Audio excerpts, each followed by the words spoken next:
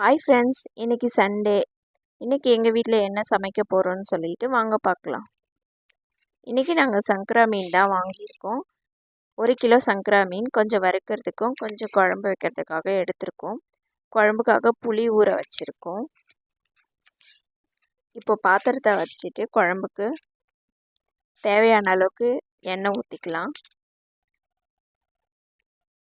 கடுகு சேர்த்துக்கலாம். சீரகம், வெந்தயம், கருவேப்பிலை, பொடியாக நறுக்கி வச்ச பூண்டு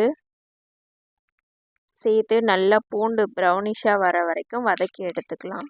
அப்போ தான் குழம்பு நல்லா வரும். நான் இங்கே சின்ன வெங்காயம் நறுக்கி வச்சுருக்கேன். சின்ன வெங்காயம் சேர்த்து நல்லா வதங்கி வரணும், அதுவும் ப்ரௌனாக வரணும். இங்கே நான் மீன் வறுக்கிறதுக்காக மஞ்சத்தூள், தட்டி வச்ச இஞ்சி, உப்பு, வீட்டு மிளகாத்தூள் போட்டு நல்லா மிக்ஸ் பண்ணிக்கலாம். நான் இங்கே எந்த மசாலாவும் ஆட் பண்ணல. வீட்டு மிளகாத்தூளும் இஞ்சியும் தான் ஃப்ரெண்ட்ஸ் சேர்த்துருக்கேன். தேவையான அளவுக்கு தண்ணி ஊற்றிக்கலாம். இஞ்சி ஆட் பண்ணால் நல்லாயிருக்கும். இங்கே சாப்பாட்டுக்கு தண்ணி வச்சாச்சு. இப்போ வெங்காயமும் நல்லா வதங்கி வருது. வெங்காயம் நல்லா வதங்கிட்ட பிறகு தக்காளி ஆட் பண்ணிக்கலாம்.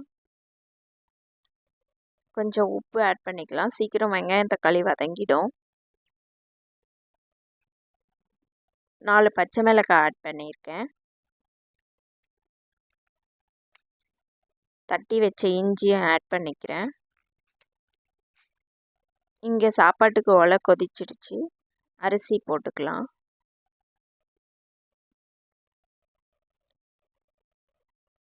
இந்த வெங்காயம், தக்காளி, இஞ்சி, பூண்டு எல்லாம் நல்லா மேஷ் ஆகிடுச்சு.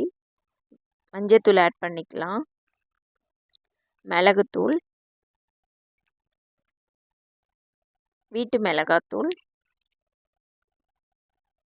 எல்லாத்தையும் ஆட் பண்ணிவிட்டு நல்லா அந்த ரா ஸ்மெல் போகிற வரைக்கும் வதக்கி எடுத்துக்கலாம். நல்லா வதங்கிடுச்சு. இப்போ கரைச்சி வச்ச புளி கரைச்சலை ஆட் பண்ணிக்கலாம்.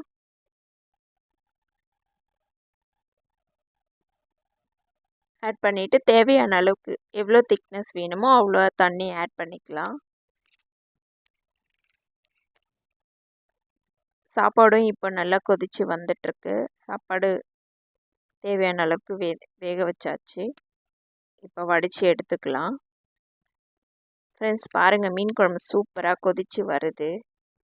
இன்னும் மீன் ஆட் பண்ணல. அதுக்கான குழம்பு நல்லா கொதிச்சிடுச்சு. அந்த எண்ணெய்லாம் மேலே நல்லா வந்துடுச்சு. இப்போ மீன் ஆட் பண்ணிக்கலாம்.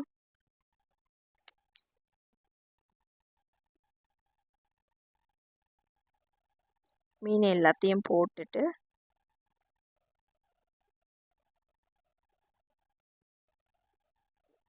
நான் இங்கே 2 துண்டு மாங்காய் சேர்த்துருக்கேன். குழம்பு நல்லாயிருக்கும். லைட்டாக அப்படியே அந்த மீன் குழம்புக்குள்ளே போகிற அளவுக்கு நம்ம உள்ளே தள்ளி விடலாம். இப்போ நான் இங்கே மீன் வறுக்க போகிறேன். நல்லா அந்த இஞ்சி, மிளகாத்தூள் எல்லாம் சேர்ந்து நல்லா 1/2 அன் ஹவருக்கு மேலே ஊறிச்சிங்க ஃப்ரெண்ட்ஸ்.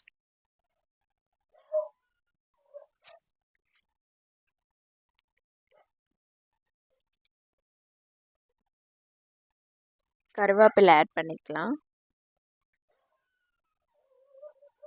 இப்போ பார்த்தீங்கன்னா மீன் வெந்துடுச்சு. மீன் குழம்பு ரெடி ஆயிடுச்சு. மீனும் நல்லா வெந்துட்டு ஃப்ரை ஆகுது. இப்போ டர்ன் பண்ணிக்கலாம். பாருங்கள் ஃப்ரெண்ட்ஸ், சூப்பராக ப்ரௌனிஷாக பார்க்கறதுக்கே சூப்பராக இருக்குது. அவ்வளோதான் ஃப்ரெண்ட்ஸ், மீனும் ஃப்ரை ஆகிடுச்சு. இப்போ எடுத்துக்கலாம். பாருங்கள், சூப்பராக ஃப்ரை ஆகிருக்கு. மீன் வறுவல் ரெடி. ஃப்ரெண்ட்ஸ், இந்த வீடியோ உங்களுக்கு பிடிச்சிருந்தா லைக் பண்ணுங்கள், ஷேர் பண்ணுங்கள் அண்ட் சப்ஸ்கிரைப் பண்ணுங்கள். நெக்ஸ்ட் வீடியோவில் பார்க்கலாம். பாய்.